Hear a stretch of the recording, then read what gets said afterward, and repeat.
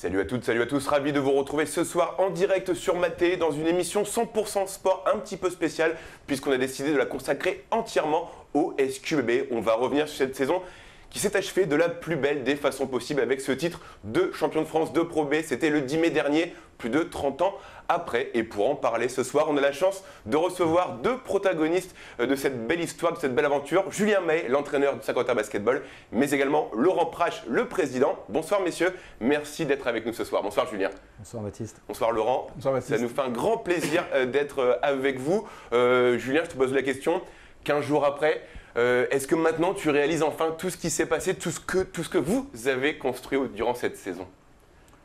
Oui, on est en train de réaliser, en tout cas, là maintenant on est dans le concret de ce qui va se passer par la suite, mais c'est sûr que c'est quelque chose d'extraordinaire, donc on a pris le temps, je pense, de bien célébrer tout ça, mais voilà, on sera content encore par la suite de toujours se rappeler, de se remémorer ces moments exceptionnels. À quel moment tu te dis, on l'a fait, c'est bon, on l'a fait, on est champion, on monte en Betclic. Il y a un moment particulier dans ces 15 derniers jours qui t'a marqué peut-être ?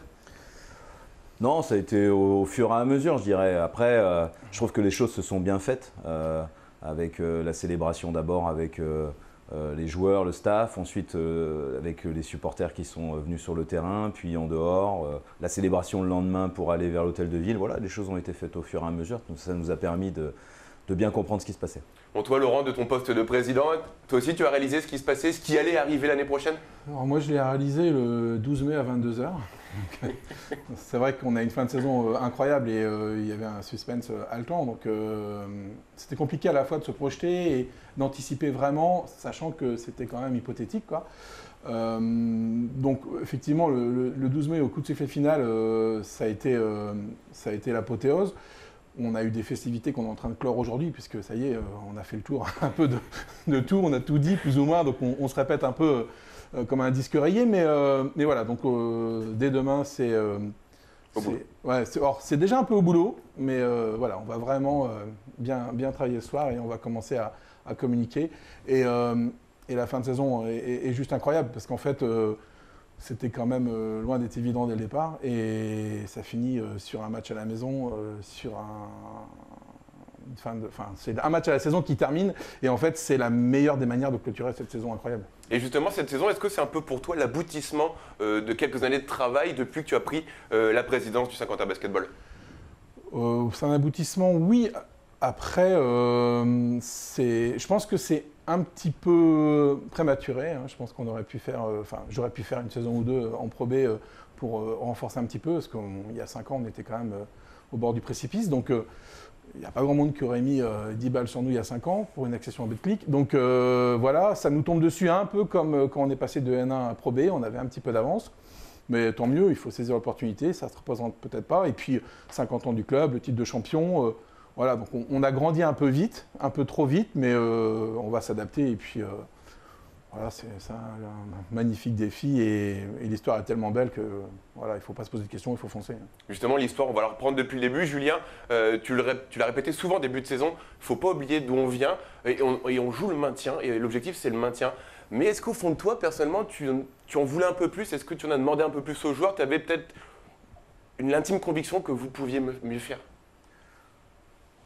Pas obligatoirement, parce que la Pro B, c'est quand même une jungle, quoi. Donc il y a un an, on repartait avec un groupe renouvelé à 70%, et on s'était fixé comme objectif ensemble d'avoir un maintien, si possible, confortable. On avait progressé, donc on savait qu'on n'allait pas, les joueurs qu'on avait pris ne venaient pas simplement pour se maintenir. Maintenant, il faut respecter tout le monde et bien se dire que c'était l'objectif initial. Et je pense d'ailleurs que quand on voit notre pré-saison ou la Leaders Cup, je pense qu'à ce moment-là, il n'y a vraiment personne qui parie sur ce qui va se passer, évidemment. Et nous non plus, parce que non, ce n'était pas l'objectif. Il fallait d'abord bien se maintenir et ensuite, en fonction de comment la saison se passe, on voit ce qu'on est capable de faire. On l'a vu, la relation que vous avez tous les deux. Et Laurent, tu l'as souvent répété que tu avais vraiment une grande confiance en Julien. Et lors du recrutement, est-ce que tu lui as dit, tiens Julien, ta carte blanche, je te fais confiance à 100%, ou est-ce que vous avez travaillé en équipe, en binôme, comme vous le faites durant toute la saison ? Alors, on travaille en binôme sur l'aspect financier, la masse salariale. Bon, le budget, c'est un peu moi. La masse salariale, je la définis. Ensuite, on en parle avec Julien, donc je ne m'immisce absolument pas dans le recrutement, sinon je pense qu'on serait plus proche de la relégation que de l'accession. Donc ça, c'est vraiment pas ma partie. Par contre, on échange et quand Julien a des profils, voilà, il m'explique pourquoi il a été séduit, quelques highlights, ouais, ok, je regarde, et puis et rapidement on contractualise, quoi. Et je pense que c'est important, chacun son métier en fait. Et je pense que quand il y a trop de porosité dans les fonctions au sein d'un club, c'est un peu le début des déboires parce qu'on ne sait jamais trop qui fait quoi. Et voilà. Et aujourd'hui, tout le succès sportif, ça revient exclusivement à Julien. Et depuis qu'on travaille ensemble, ça s'est toujours très bien passé. Donc il n'y a aucune raison que ça change au fil des saisons. Et voilà, je pense que c'est la recette aussi, c'est qu'aujourd'hui, il n'y a pas d'immixtion. Et même si les choix parfois peuvent paraître un peu étonnants dès le départ, on s'aperçoit qu'avec à l'usage, c'est un choix pertinent et judicieux. Chacun a son secteur en fait, mais le collectif est quand même important. Ah bah oui, c'est même la clé du succès, je pense, à la fois nous dans notre partage de tâches et la façon dont on définit le type de joueur, le type d'équipe qu'on veut avoir, les valeurs qu'on veut prôner. Et puis ensuite, dans la configuration de l'équipe qu'on met en place, les valeurs du collectif et de l'équipe sont supérieures à l'individu. Je pense que c'est ce qu'on a montré depuis 3 ans d'ailleurs. C'est ce que j'allais dire. Pardon, je sais pas pendant que j'ai l'idée. C'est ce que j'allais dire par rapport quand tu parlais de à partir de quand on y croit. En fait, nous, ce qui nous caractérise, c'est voilà, on est à notre place et on a une vraie forme d'humilité en fait. Et dans la manière d'aborder les joueurs, de les gérer, etc. On reste humble et on ne peut pas se dire on va se projeter, on va accéder. Non, on prend les matchs les uns après les autres. Je le dis, Julien l'a dit, les joueurs le disent. Voilà. Et je pense que c'est aussi ça qui fait que c'est une belle histoire. C'est que derrière, il faut vraiment rester humble. Il faut savoir d'où on vient, où on est, où on sera peut-être demain. Mais je pense que ça joue aussi dans la construction de l'effectif, dans le choix des joueurs. Il y a des joueurs qui ont un vrai sens du collectif. Et c'est pour ça aussi que Julien les sélectionne souvent. Je pense que c'est ça une des vraies recettes du succès. Et bah, l'histoire, on va la découvrir maintenant ensemble. Je sais que vous êtes forcément impatients de découvrir ou sûrement de redécouvrir cette fabuleuse saison qu'on a tous vécue ensemble. Alors on va pas attendre plus longtemps et on va découvrir cette première partie de saison 2022-2023. On regarde. 30 ans après avoir quitté la proie, le Saint-Quentin Basketball retrouve l'élite du basket français. Saint-Quentin est dans Betclic. C'est fait. 30 ans après, l'histoire se répète. 30 ans après, le Saint-Quentin retrouve l'élite du basket français, messieurs, dames. C'est génial, Greg, c'est génial. Vendredi 12 mai dernier, aux alentours de 21h50, après une nouvelle victoire dans un palais sport des grands soirs, le SQBB vient d'écrire une nouvelle page de son histoire. Ces scènes de joie que l'on n'oubliera jamais sont le fruit d'une saison aboutie, à l'image d'une équipe qui n'a jamais rien lâché durant les 34 journées. Mais avant d'en arriver là, et de célébrer cette montée comme il le faut, reprenons le récit depuis le début. Cette histoire a commencé, il faut s'en rappeler, par un premier trophée acquis le 4 septembre dernier face à l'équipe du Portel. La Leaders Cup va nous servir en deuxième partie de préparation à se mettre un peu face à des rivaux qu'on va rencontrer durant la saison. Évidemment, on n'a pas voulu rencontrer Denain et Lille en pré-saison parce qu'on sait qu'on les rencontre déjà 2 fois là, en 15 jours. Donc cette dernière partie de préparation vraiment est très intéressante pour trouver l'intensité et nous aider à vraiment à continuer de construire une équipe, quoi. Les Saint-Quentinois quittent rapidement cette Coupe Mickey comme on l'appelle dès la phase de poule après une dernière défaite sur le parquet du voisin de Denain. Pour l'instant, chaque match qui passe, avec à chaque fois vidéo, entraînement, vidéo individuelle, redire les choses, pour l'instant le message n'est pas compris. Avec un effectif largement remanié, plus de 50% de l'équipe a été changée, le Saint-Quentin Basketball est en rodage, mais va en tirer des enseignements pour le début du championnat. Que les choses sérieuses commencent. Il faut tout mettre en place, il faut faire de cette somme d'individualité une équipe. Le calendrier de la Pro B nous permet d'avoir beaucoup de temps puisque le championnat réellement ne commencera que le 14 octobre. C'est ce soir que les choses sérieuses commencent avec le championnat de France de Pro B qui est de retour. Et ça, on y est enfin, on l'attendait forcément. La pré-saison a été longue, bon il le fallait. Voilà, donc ce soir on a un mélange d'impatience et puis aussi de on est avec certaines inconnues, hein, puisque c'est une nouvelle saison avec une nouvelle équipe, avec beaucoup de renouvellement.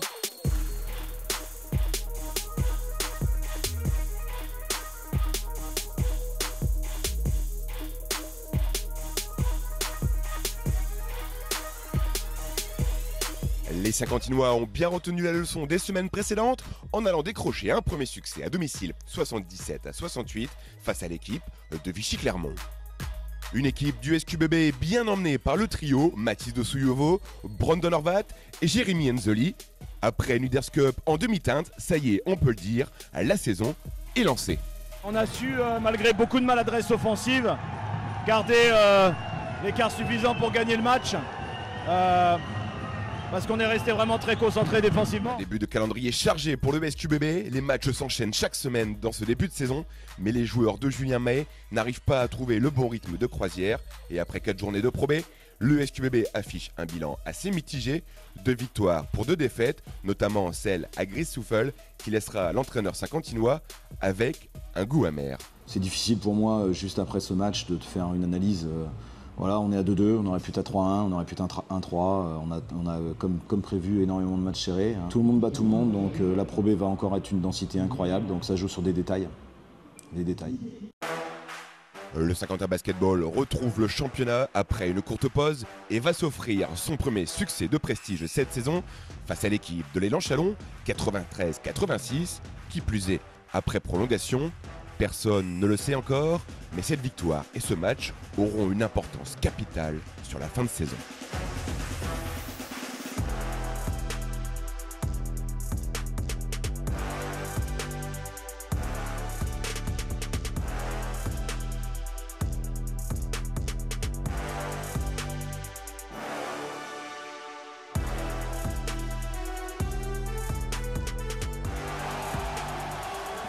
On a vu un match de qualité, on a su aller le chercher alors qu'on était en retard au score dans les dernières minutes du temps réglementaire.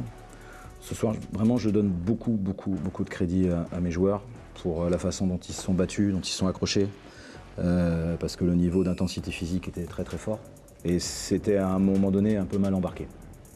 5 jours après cette belle victoire de gala, le SQBB remet ça dans le derby face à Lille.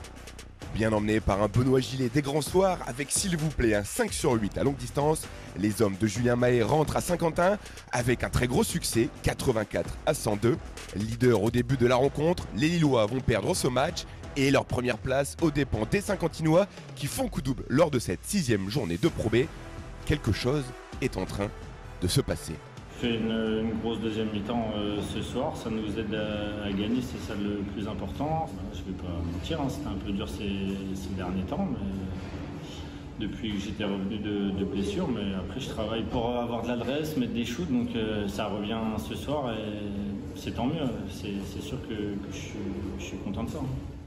Le Saint-Quentin Basketball, premier au classement, va surfer sur une très belle dynamique pour clôturer en beauté cette année 2022. Les Saguntinois vont successivement s'imposer contre Saint-Chamond, à Chalon-Reims, à domicile face à Aix de 46 points. Défensivement, on les laisse à 54 points. Et offensivement, on a mis 100 points. C'est pas tous les soirs qu'on met 100 points en Pro B, donc on va dire que c'est un match complet. Ouais. Et quelques jours plus tard, à Antibes, de 22 unités. Il y a beaucoup de fierté parce que, évidemment, gagner ici, c'est un excellent résultat. Les 2 dernières saisons, on n'avait pas réussi à le faire. Et on le fait avec la manière. Donc il y a aussi beaucoup de fierté par rapport à ça, la façon dont on a construit cette victoire, notamment sur le plan défensif. Le Saint-Quentin Basketball termine l'année civile en beauté, avec en guise de cadeau aux supporters du SQBB, une très belle première place de Pro B. On se met tous à rêver en cette fin d'année 2022. Et voilà, on vient de découvrir ensemble cette première partie de saison et après 13 journées, Laurent, le SQBB occupe cette première place au classement. Et est-ce qu'à ce moment-là, en tant que président, on commence à rêver, même si on sait que la route est encore longue? Oh non, il n'y avait pas de rêve du tout. On appréciait les victoires, surtout les victoires impactantes, quoi. Antibes, Lille, Lille j'y étais, Antibes on l'a vécu à distance, mais c'est des victoires qui ont marqué. Par contre, le chemin est tellement long qu'il fallait garder la tête froide. Si on revient un petit peu sur Leaders Cup, mais tu en as parlé brièvement tout à l'heure, Julien, on sort à la phase des poules. Est-ce que tu as un petit doute sur la composition de l'équipe ou est-ce que tu vis vraiment ça comme une préparation, être focus là-dessus pour être prêt lors de cette première journée face à Vichy Clermont? Les deux. On sait que c'est un long travail, un long processus. On avait eu une pré-saison un peu difficile parce qu'on a vite su que Louis Mardette ne pourrait pas jouer, donc il a fallu changer l'effectif. On a eu des blessures, la blessure de Benoît Gillet qui n'a pas débuté le championnat. Et puis on avait fait des paris comme chaque saison sur les joueurs étrangers. Donc on a dû changer Emmanuel Wemby aussi après quelques matchs de championnat. Donc évidemment on pataugeait un petit peu quelque part. Et j'ai été rassuré par le premier match quand même, parce que la Leaders Cup a été plus que moyenne, mais elle faisait partie aussi de notre préparation. Et le fait d'être en capacité de gagner quand même vite, nous a amené quand même à prendre un peu de confiance, même si les premiers résultats, 2 victoires, 2 défaites, c'était pas si mal, parce que perdre à Orléans et à Laza, qui sont de bonnes équipes d'aussi peu, c'était pas si mal. Après, la machine s'est lancée, mais au départ, il fallait déjà gagner. Mais tu parles de faire des paris, c'est un petit peu ça la recette du succès, parce que depuis que tu arrives à Saint-Quentin, tu mises, tu fais des paris, et les paris s'avèrent assez souvent gagnants quand même. Oui, alors ils sont plus souvent gagnants que perdants, mais c'est... alors, il y a 2 raisons à cela. La première, c'est qu'on a un budget, une masse salariale qui ne nous permet pas non plus d'aller chercher les meilleurs joueurs de la division. Donc on va chercher ailleurs la plupart du temps. Même si sur cette dernière année, on a réussi à aller chercher des joueurs qui avaient déjà joué un petit peu en Pro B, voire en Pro A. Donc ça montre quand même une vraie différence sur le recrutement. Et puis la deuxième raison, c'est que moi j'ai toujours aimé ça. D'aller chercher des joueurs, de scruter différents championnats. Parfois ça marche magnifiquement bien, parfois ça marche moins bien et parfois ça prend du temps. Brandon Horvath en est le meilleur exemple, ça a mis du temps, mais à la fin, je pense que sur la deuxième partie de saison, il est un joueur très important de l'équipe, donc voilà, c'est aussi ça. C'est ta force, sur le long terme, de mettre en confiance les joueurs, comme tu parles de Brandon par exemple, c'est la semaine, le travail, et les mettre en confiance pour que là-dedans ça aille un petit peu mieux? C'est le boulot du coach, hein. Il faut réussir à mettre en musique et à mettre en valeur les talents de mes joueurs individuellement et faire en sorte que tout soit connecté ensemble. Donc c'est le boulot, c'est juste le travail. Juste le travail. Le travail du coach. En préparant l'émission, moi j'ai retenu, Laurent, c'est ce match face à l'Élan Chalon. On sait que c'est une grosse cylindrée de la division, hein, qui a même loupé l'accession l'année dernière, mais elle est venue se casser les dents ici à Pierrat en prolongation. Est-ce qu'avec du recul, tu t'es dit que cette équipe du SQBB était peut-être capable d'aller plus loin que le maintien, peut-être jouer la première partie du tableau? Ouais, la première partie du tableau, oui, c'était possible. On voyait des victoires de prestige. Donc après, c'est toujours un peu la même philosophie. On essaie de se préserver parce qu'on a bien vu que tout le monde pouvait battre tout le monde et la fin de championnat, elle était quand même très anxiogène, quoi. Donc à partir du moment où on s'est sécurisé, on pouvait rêver mieux. On ne parle toujours pas d'accession, mais le maintien facile acquis, on peut dire ok, on va pouvoir faire un tour de play-off. Et plus qu'un tour cette saison. Mais voilà. On n'a pas fait du coup. Voilà, on n'a pas fait. Bon, mais tant mieux. C'est pas plus mal. Et bon voilà, donc après, c'est en fonction du moment où on engrange les victoires qu'on commence à fixer d'autres objectifs. Pour toi, Julien, cette victoire de Jean Chalon, elle représente quelque chose en particulier ou c'est une victoire comme les autres qui n'a pas forcément une saveur particulière? Non, il me semble que c'était vraiment en sortie de trêve. Donc le match de sortie de trêve est toujours quelque chose qui est difficile à gérer. Moi, par rapport à votre sujet, c'est plus les victoires à l'extérieur bon voilà, là au 27 décembre, on est premier, on n'envisage plus le maintien, mais de jouer la qualification pour les playoffs et de rester dans la première partie du tableau. Mais moi, j'ai commencé à prendre confiance en allant gagner à Reims déjà, parce que Reims, c'était un gros morceau. C'est une équipe qui nous avait punis en pré-saison en nous mettant vraiment une fessée. Et d'aller gagner là-bas, on a déjà commencé à envoyer un gros signal. Alors au préalable, il y a eu quand même la victoire à Lille. Et puis ensuite, moi je pense à celle d'Antibes. Parce que celle d'Antibes, à la période de Noël, gagnait de 25 points à Antibes, qui pareil, était un candidat. Je pense qu'ils étaient aussi dans les toutes premières places à ce moment-là. C'est plus ces victoires-là, parce qu'à domicile, on était quand même à un niveau de confiance assez élevé, même si Alors, on a vu quelques images, mais contre Saint-Chamond notamment, on était mené de 20 points avant de revenir. Mais on maîtrisait davantage notre sujet à domicile. Aller gagner à l'extérieur, ça montre qu'on était, voilà, on pouvait rivaliser avec les gros, quoi. Ça, c'est très intéressant. Ouais, tu l'as dit, vous allez finir 2022 en montant véritablement en puissance. Et avec le point d'orgue, c'est la victoire à domicile face à Denain 2 jours après Noël. Ouais. Super cadeau pour les supporters quand même. Ouais, super. C'était super d'avoir ce match-là lors des matchs de Noël, de recevoir. Et puis Denain, à cette époque-là, était aussi dans les premières équipes du championnat. Il nous avait battus 2 fois lors de la Leaders Cup. Donc on avait à cœur de montrer un beau visage. Mais je pense que cette période-là, entre la trêve de novembre et la trêve de décembre, c'est l'un de nos meilleurs visages de la saison. On a fait encore mieux par la suite. Mais là, c'est quand même une première série où on a même parfois été en mode rouleau compresseur. Parce que j'ai le souvenir que Denain fait un vrai bon match et on gagne de 20 points. Parce qu'on était vraiment en pleine confiance à ce moment-là. Donc si tu dois dresser un bilan de cette première partie de saison, ce serait lequel pour toi ? Quasi parfait. Hein. Quasi parfait. Quasi parfait. On était en tête du championnat. On était sur une série de victoires. Voilà, après, la saison est longue. Vous allez le montrer, je pense. Il peut se passer plein de choses.